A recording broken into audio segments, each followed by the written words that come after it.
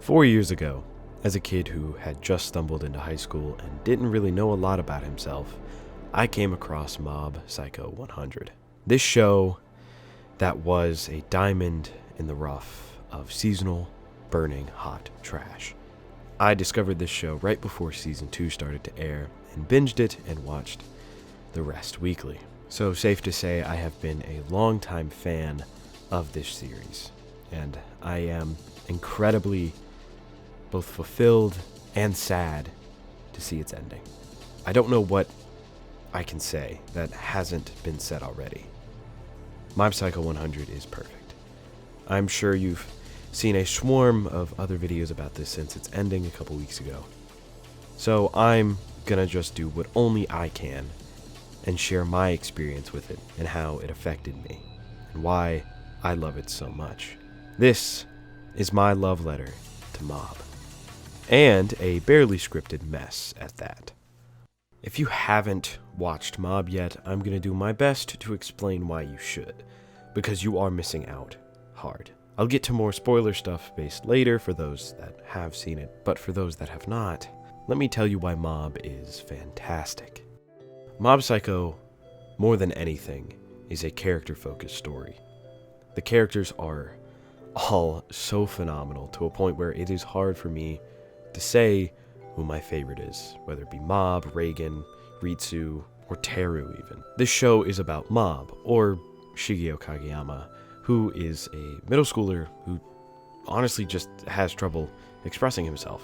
And that's something that obviously I think we can all kind of relate to, even in just a small way.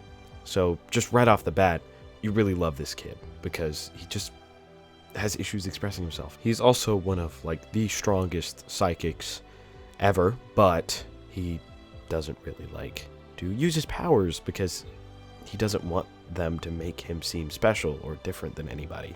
And I think that's my favorite part about Mob, to just get out there right at the beginning. He is just such a sweet and kind kid. No matter what happens in this entire story, even if he has trouble expressing himself or gets his emotions pent up, he always just simply cares about everybody, more than anything. And I just love that about him. Anyway, I'm getting sidetracked.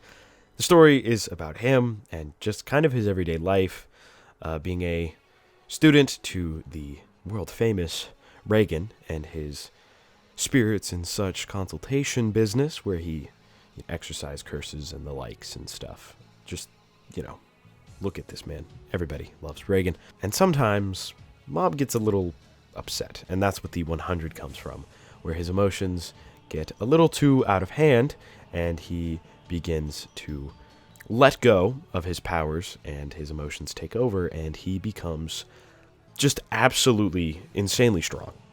And this is where I want to bring in a point. Mob Psycho 100 is created by One, the same author who created the original One Punch Man web series. And in One Punch Man, obviously One Punch Man Saitama is insanely strong gag character level, right?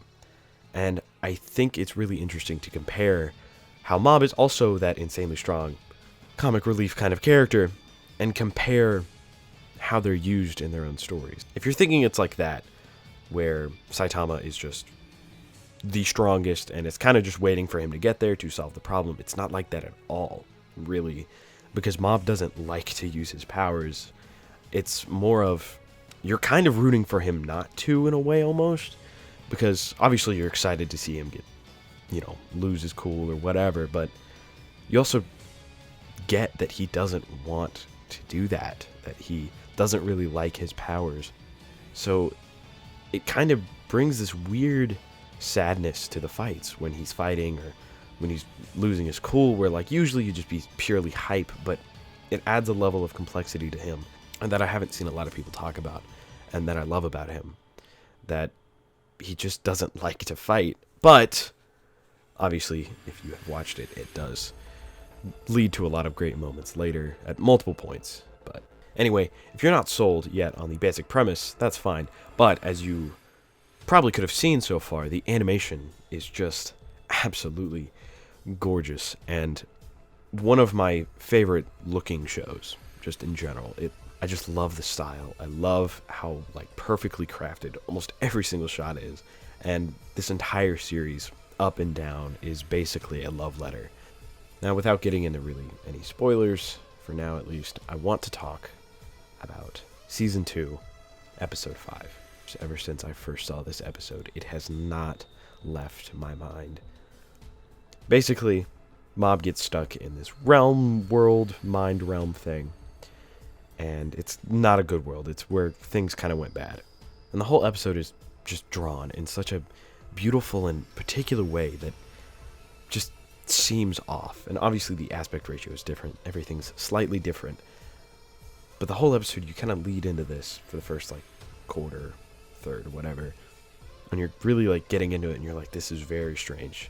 And then Mob comes to this realization thanks to a friend and snaps out of it. And the next like 10 minutes or so is simply one of the most fantastically animated and emotionally rich fights I have ever seen.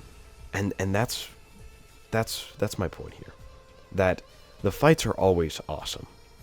But no matter what, even in a fight that Mob doesn't have a lot of emotional stakes in himself, is always built on a foundation of emotion, of this resonance that I really don't think many other series have quite like Mob, where no matter what, in this climactic, epic, beautifully drawn, fantastical moment, there's so much weight in the emotion of it.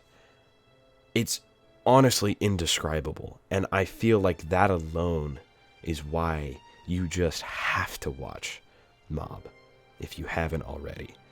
The emotional conclusions in almost every single battle is just, it's fantastic.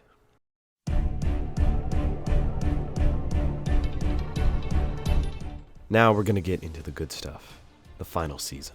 I really wanted to just kind of sit here and talk about all of my favorite moments, like Dimple going into Mob, or Season 1 finale, or the Season 2 finale, or the fight on moment, like just so much stuff that I want to sit here and gush about. Still might, because I kind of just did, but I digress, because what I really want to do here is talk about why the final season is so perfect as it is. To me, when the final season started, I don't know if anybody else felt like this, but it felt a little weird, like it didn't feel conclusive. Overall, it just felt kind of, I don't know, strange, I guess, after the Season 2 finale. That honestly felt very final worthy, I guess, in a sense. So I was very curious. I have never read the manga, anything like that, so I had no idea. I don't know. I didn't know where I was going to go. But then the Divine Tree arc started to happen, and the Dimple episode happened.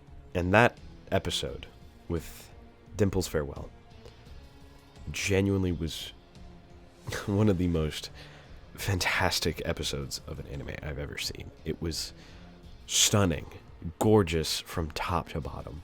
It had that emotional resonance that I spoke on earlier, that like the entire fight is so insanely emotional with Dimple fighting the Divine Tree. It's insane.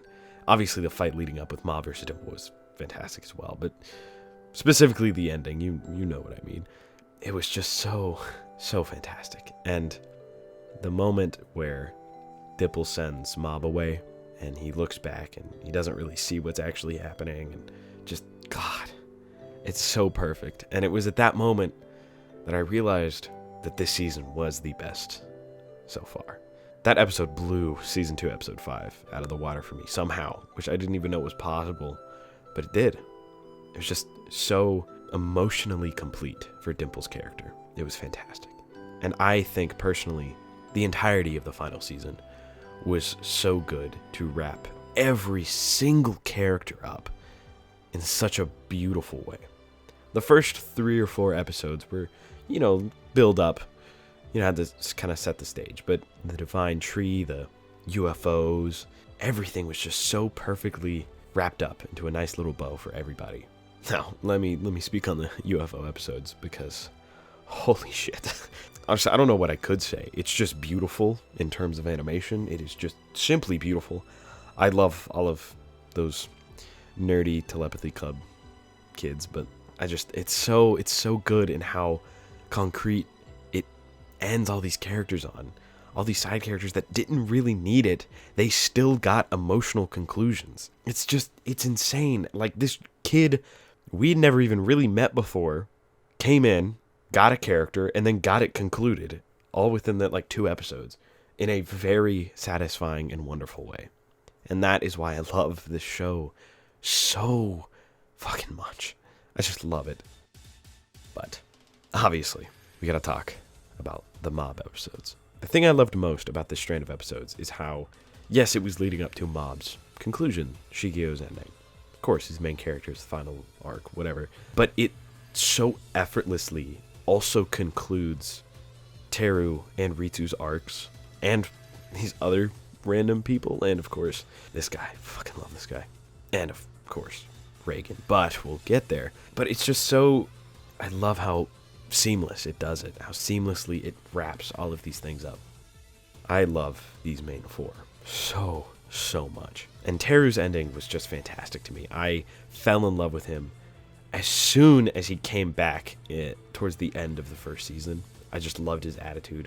His fight in the second season was fucking awesome.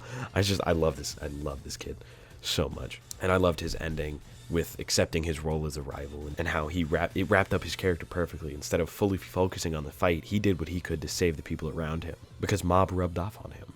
But Ritsu, I love Ritsu.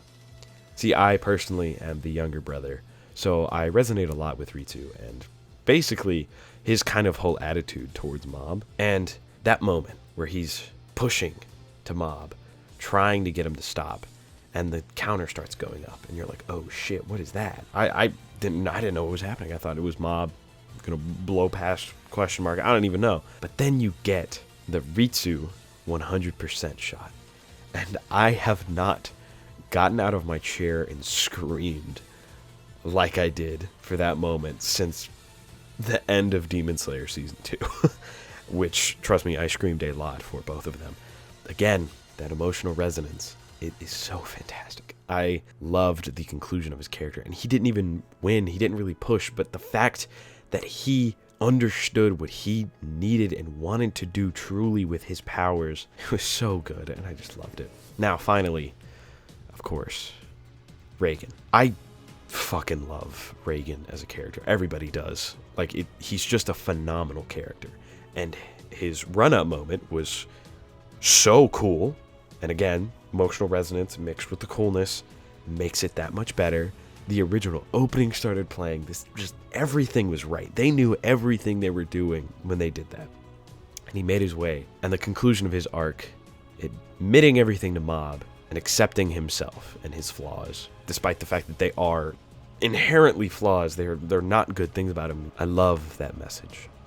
I loved this moment. I loved everything about this. And that's, I think, when Mob truly became a perfect show to me. The lesson of just fully accepting yourself on all accounts. That self-acceptance is just a phenomenal theme, and I love it when it's done right, and it is done. It's just, they blew it out of the park. And I think it's so fitting that Mob got rejected. It wasn't an ugly thing. She was very sweet about it, but I think that's just so perfect, because he did end up failing, but he still accepts it. He doesn't take it hard. He accepts it and just moves on. And because he does that, he keeps his relationship with her. At the end where they were talking, he gets the chance that maybe one day something will happen from that. And I think that small little detail really drives home the theme and why it's so important.